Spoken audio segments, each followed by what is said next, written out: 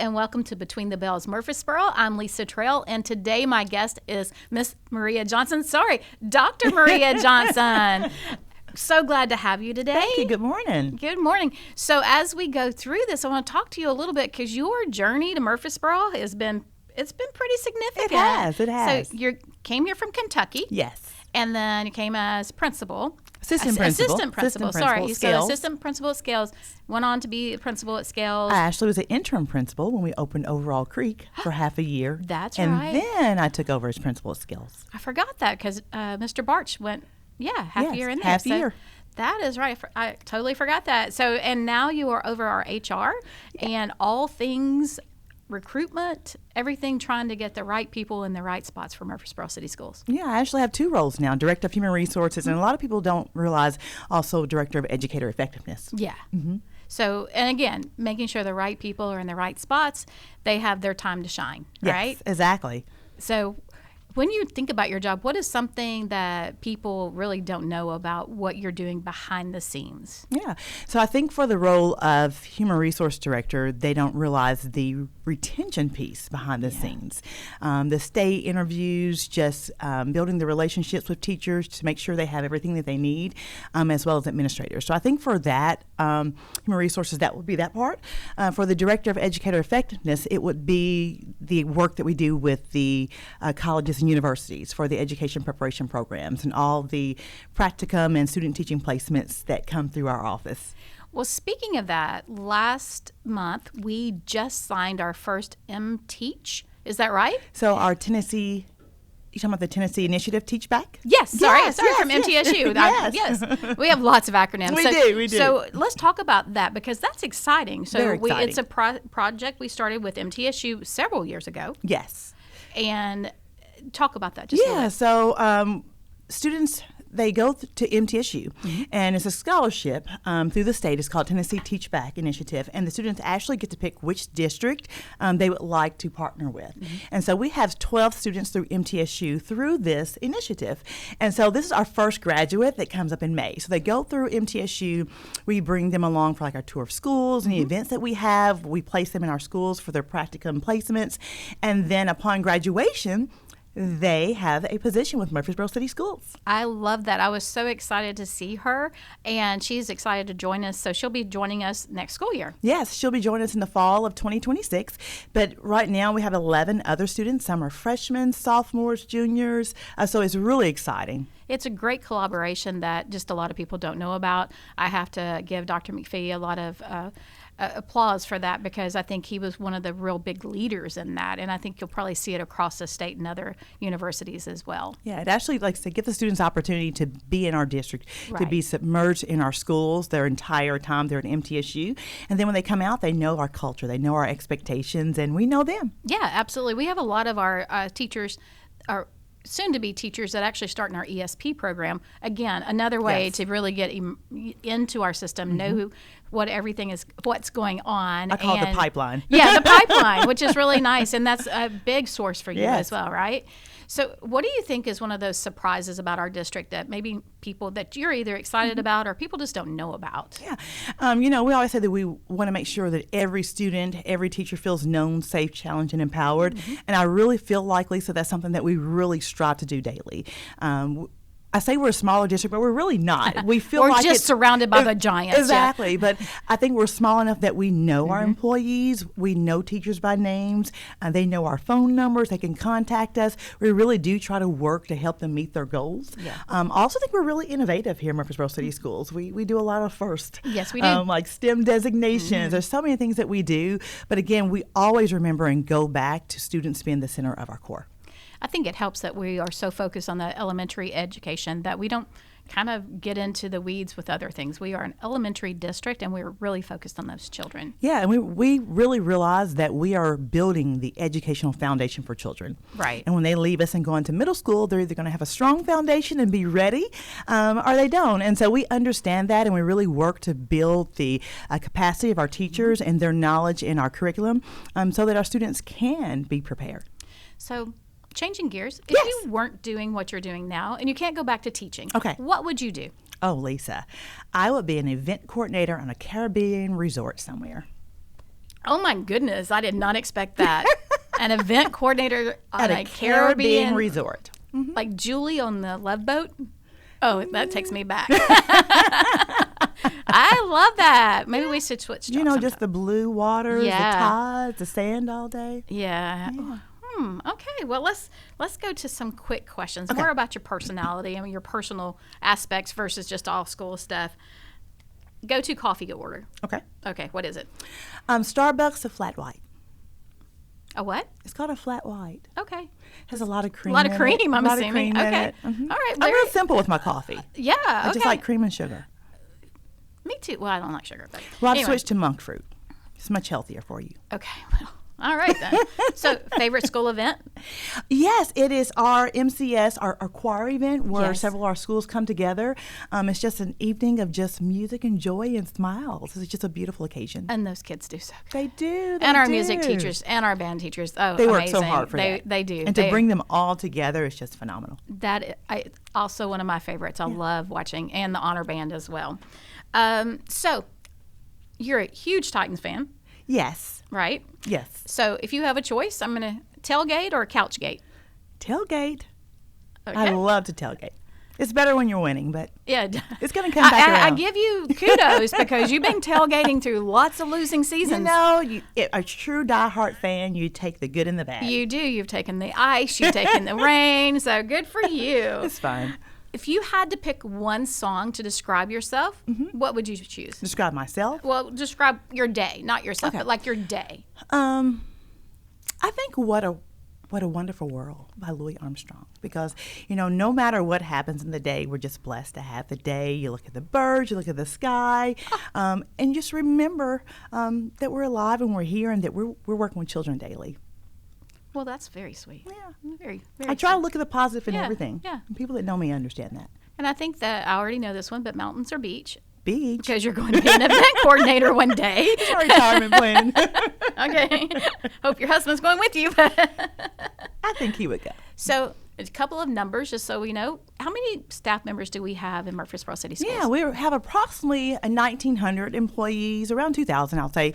But that includes from our teachers to our administrators to our bus drivers, our substitutes, nutrition, ESP. So that's really all of us. Everybody, yeah. Yes. That's one of the things you didn't talk about, the substitute. So that does come under your department as Yes, well. substitutes. That Do does come- take a little bit of time during It the day, does, doesn't and you know it? we hire for substitutes throughout the year, and we do stop usually from June to July just to Refresh. right, and we're hiring all of our certified and our classified employees, but otherwise we hire throughout the year.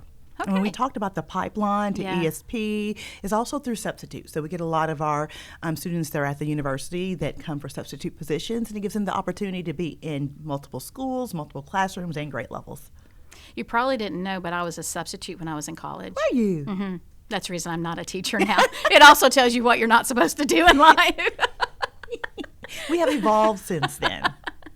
So, anyway, with that said, you have any shout outs you'd like to give for your department or anywhere across the district? So I feel like I have such a hardworking team. I have Alexandra, I have Kathleen, I have Ellie, and I have Maria, a different Maria, Yes, Maria yes, Winfrey. And when you think about it, those ladies really just run the entire department for almost 2,000 employees. Yeah. So from hiring to leaves to retirements, they're there, and they do a great job. I think they do it with a smile. Awesome. Well, Maria, thank you for being with me today. Thank you for inviting me. This is fun. I loved having you. I'm sorry we don't do the Take 20 anymore, but you did great on a podcast. So next up, I have one of our principals who might just be retiring on us. That makes us all sad. It makes us so sad. But Miss Emily Spencer will be joining me, and so we'll be right back with Between the Bells and Murfreesboro. Welcome back to Between the Bells Murfreesboro. My guest is Miss Emily Spencer. Thank you so much for joining me. Thank you so much for having me. Okay, I already let out the little secret. I don't think it's a secret anymore. You have announced your retirement. We're all so sad, but so happy for you. Thank you. I So, appreciate that. I know your staff has been, again, very happy for you, but we have to say that when we think of the principal of Murfreesboro City Schools, we go to you. If we have we need that opinion, we need that talk through moments.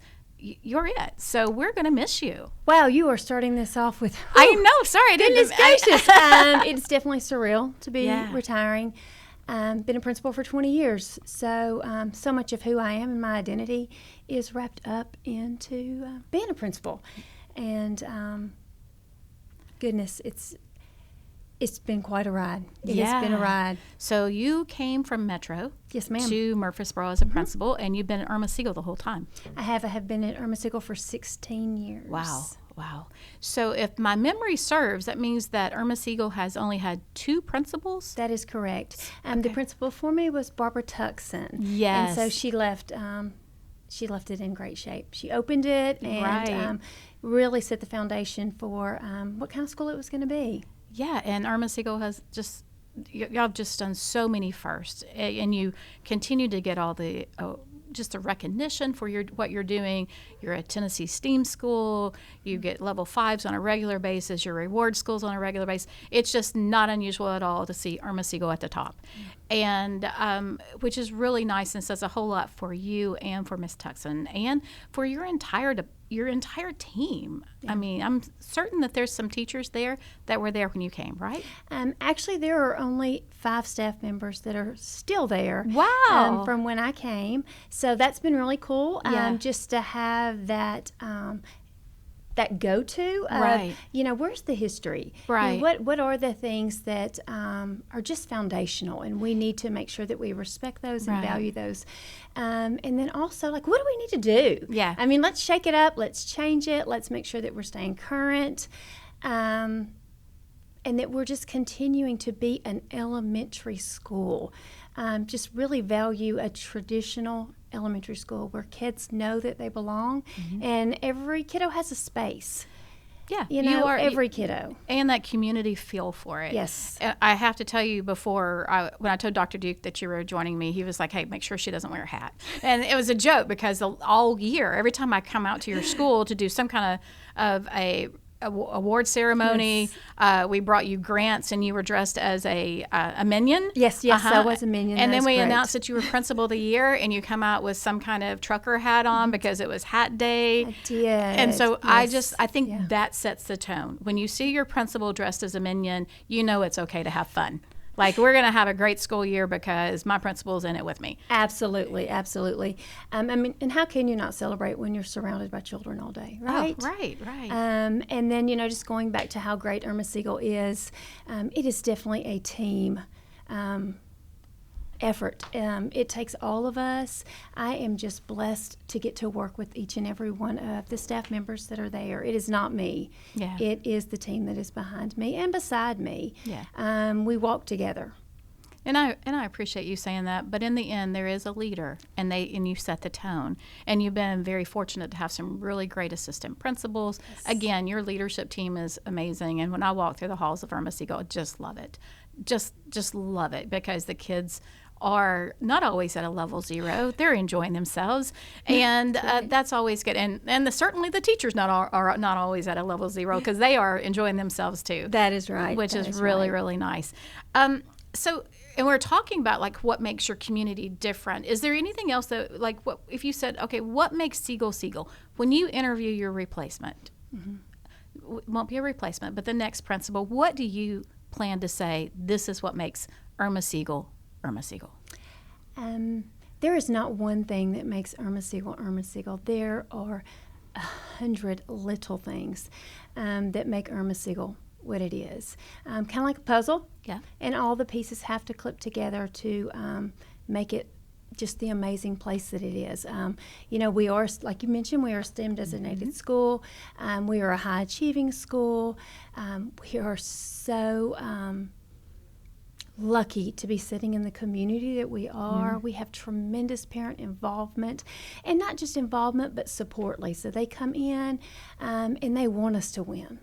Yeah. They truly do, and they want to walk with us in that.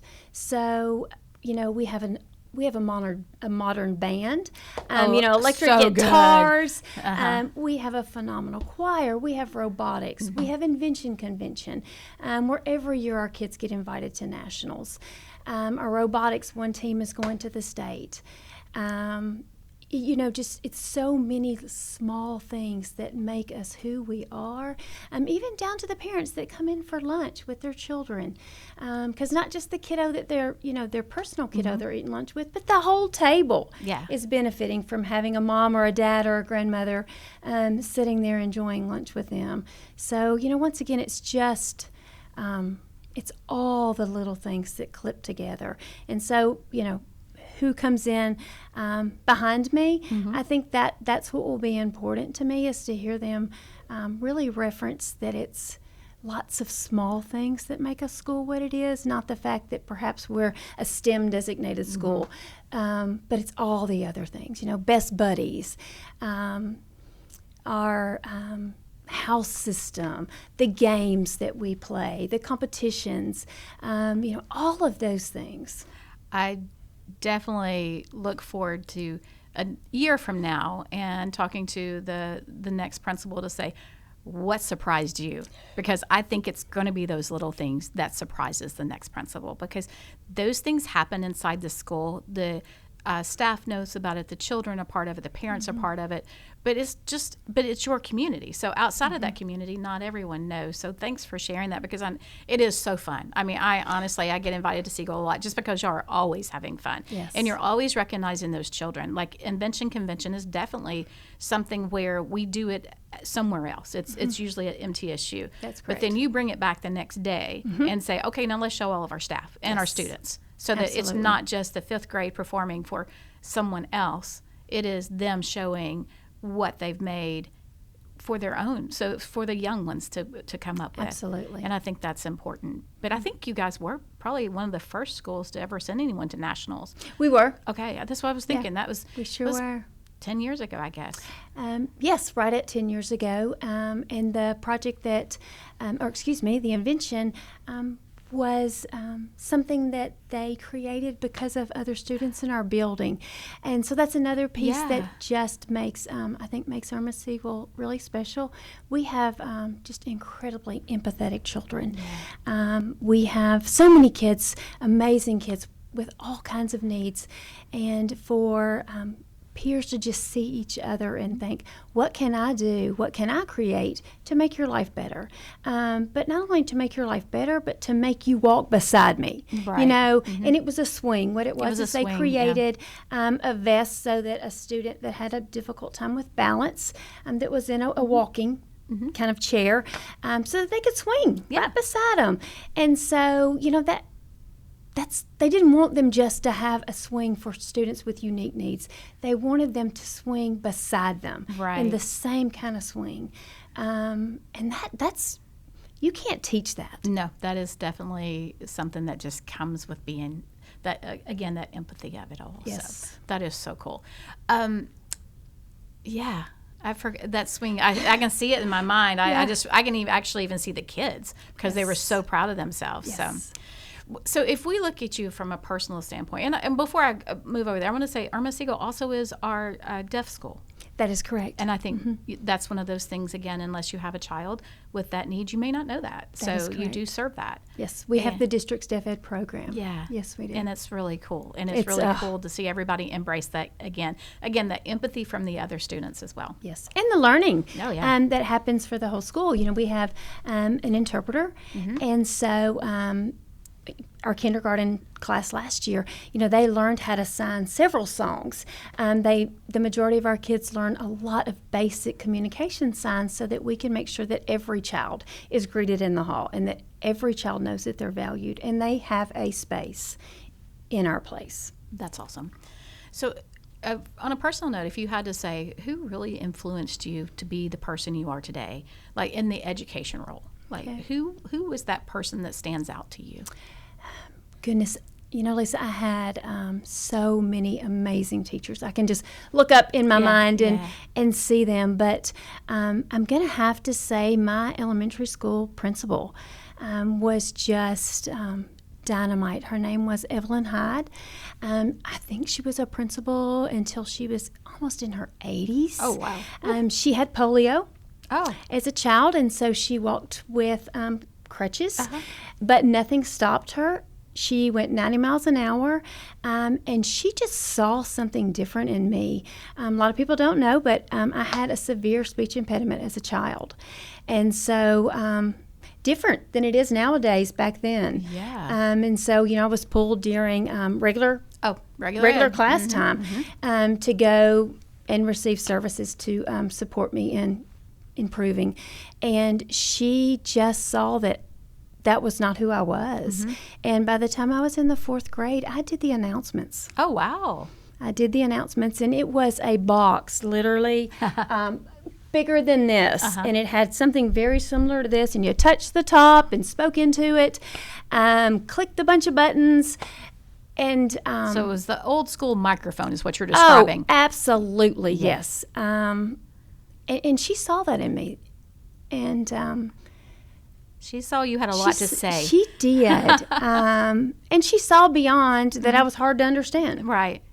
So, yeah. That is awesome. So did you ever get to tell her that? I did. Oh, awesome. I did, several times actually.